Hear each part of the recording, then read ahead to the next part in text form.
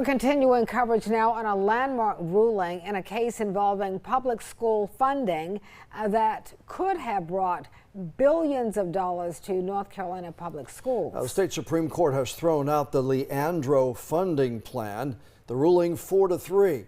The fallout's already dividing lawmakers here in the state. And WECT's Connor Smith breaking down what the decision means for your child's education tonight.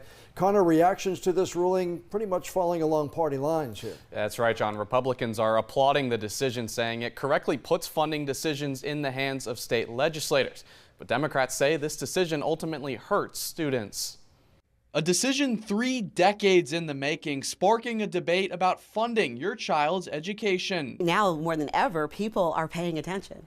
And so I think that I see this as a blessing in disguise. Rebecca Trammell has spent years advocating for the case known as Leandro. The people of North Carolina are unequivocally united on one thing, and that is we will stand with our children. The 1994 lawsuit accused North Carolina of not providing an adequate education to every student.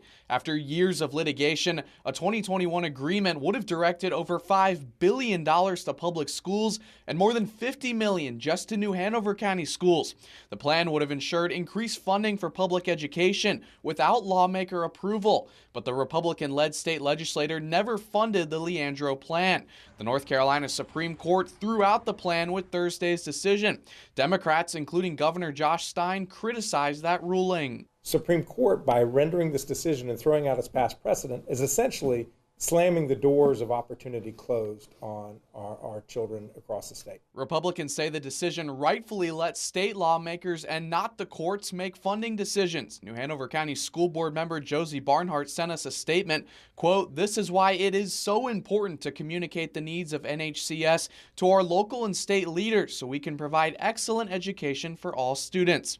Trammell says despite the setback, her work continues. Perhaps people think that Leandro is dead.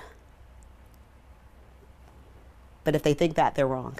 The General Assembly can still implement the Leandro plan, but lawmakers and not judges will now dictate the future of education funding in our state. I also talked with New Hanover County Schools Superintendent Christopher Barnes about the decision. He says it brings more awareness to public school funding, which he says has reached a crisis point in North Carolina. We have more reactions from school district leaders right inside your WECT News app. Connor Smith, WECT News.